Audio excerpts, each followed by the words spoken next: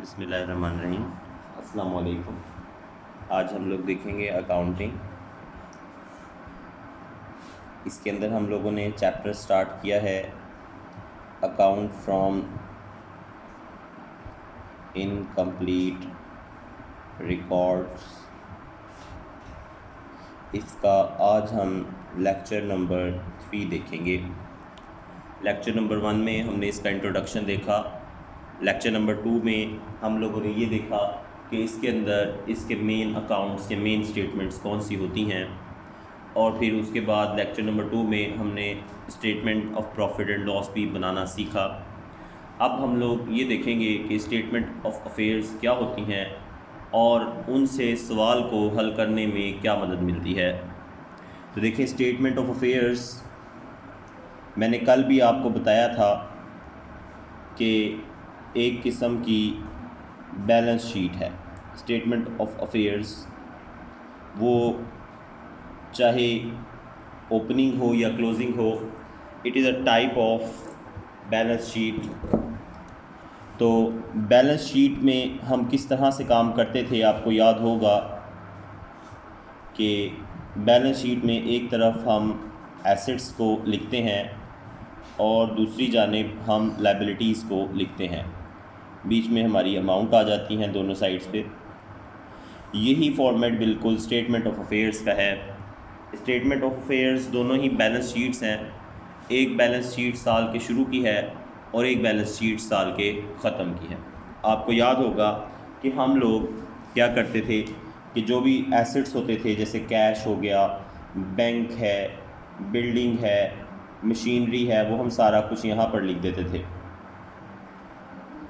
और जो हमारा क्रेडिटर्स होते थे वो हम यहाँ लिख देते थे।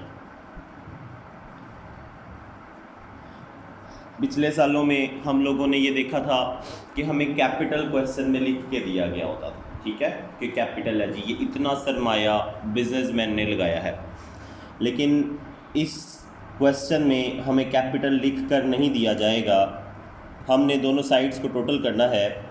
This side is 15,000 and this side is 5,000. So the bigger one we will write on both side, we will write the bigger one.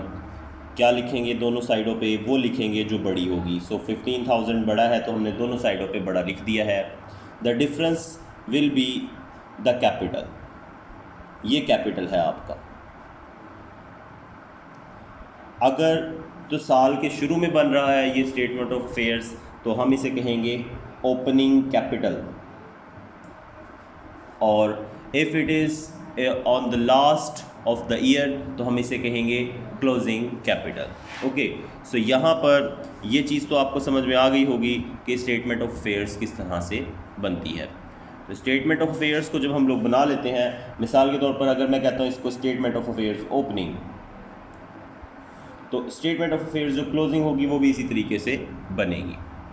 Statement of affairs closing बनाते हुए भी हम लोग कैश, बैंक, बिल्डिंग, फर्नीचर, जो चीज़ें भी assets होंगी उनको इस तरफ लिख देंगे, और जो भी चीज़ें लायबिलिटीज़ होंगी उनको हम इस जानिब लिख देंगे।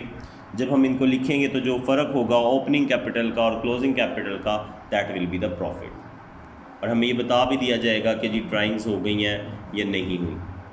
तो ये आप लोगों का आज का काम है स्टेटमेंट ऑफ अफेयर्स का।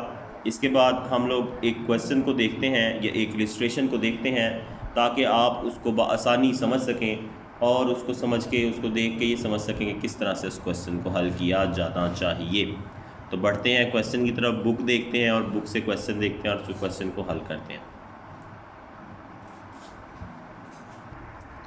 जी, तो ये आप लोगों के सामने एक सवाल मौजूद है। इलस्ट्रेशन नंबर 1 है ये अकाउंटिंग की बुक में। यहाँ पे पहले इलस्ट्रेशन नंबर आपको दिखाने का मकसद ये है कि आपको ये अंदाज़ा हो जाए कि ये सवाल किस तरीके से हल होना है। यहाँ पर देखें, स्टेटमेंट ऑफ अफेयर्स लिख दिया है एज़ एट 1 जनवरी 2004, यानी कि ये साल की शुरू की है। इस तरफ कैश, डेटर्स, स्टॉक और फर्नीचर लिख दिया है, और इस तरफ जो है वो क्रेडिटर्स लिख दिया है। दोनों में ये साइड बड़ी थी, जो फ़र्क आ गया उसको हमने कहा कैपिटल एट द स्टार्ट, या ओपनिंग कैपिटल, या कैपिटल इन द स्टार्ट भी हम इसको कह सकते हैं, ओपनिंग कैपिटल भी कह सकते हैं। इसके साथ डेट भी हम इसकी लिख सकते हैं, जैसे 1 जनवरी 2004 लिख सकते हैं। ये हमारा आ गया ओपनिंग कैपिटल। फिर इसी तरीके से हमने क्लोजिंग कैपिटल में बनाया, हमें बैलेंस दिए होंगे उन्होंने, cash in hand, cash at bank, debtors, stock, fixtures, creditors, wages due, जो भी हमारी जो है वो चीज़ें हमें दी हुई थी क्लोजिंग कैपिटल के लिए, वो हम लोगों ने बनानी है। उसके बाद ये हमारे पास statement of profit and loss दिया हुआ है। हमें जो क्लोजिंग बैलेंस मिला है वो है यहाँ पर 30,35,100, वो हम लोगों ने यहाँ पर लिख दिया। उसके बाद उसमें हमने ड्राइंग्स ऐड कर दी। ड्राइंग्स हमें क्वेश्चन में बताई होती हैं कि जी ड्राइंग्स उसने की होंगी बंदे ने, तो वो हमें यहाँ पर बता दी गई हैं। ये यहाँ पर इस क्वेश्चन में उन्होंने बताया कि उसने 12,500 रुपये जो है वो अपने स्टॉक में यूज़ कर लिया है। 60,000 रुपये उसने मज़ीद लगाया कारोबार में, 60,000 रुपये मज़ीद लगा दिया उसने कारोबार में, और 12,500 रुपये का वो स्टॉक ले गया, यानी कि ये उसकी ड्राइंग हो गई हैं।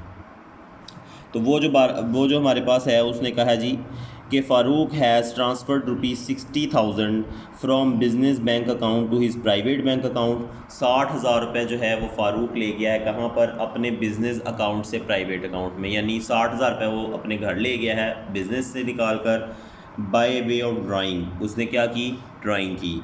And has taken ₹12,500 of stock for his private use, और 12,500 रुपये की चीज़ें भी ले गया अपने घर पे। इसका मतलब ये है कि 72,500 रुपया वो क्या कर लिया उसने, वो अपने साथ ले गया है। तो हमने देखा था कल जब प्रॉफिट एंड लॉस का हमने बनाया था परफॉर्मा, तो उसमें हमने देखा था कि क्लोजिंग कैपिटल में हम ड्राइंग को ऐड करते हैं, क्लोजिंग कैपिटल में हम ड्राइंग को ऐड करते हैं हमेशा। तो क्लोजिंग कैपिटल में हमने ड्राइंग ऐड कर दी 72,500।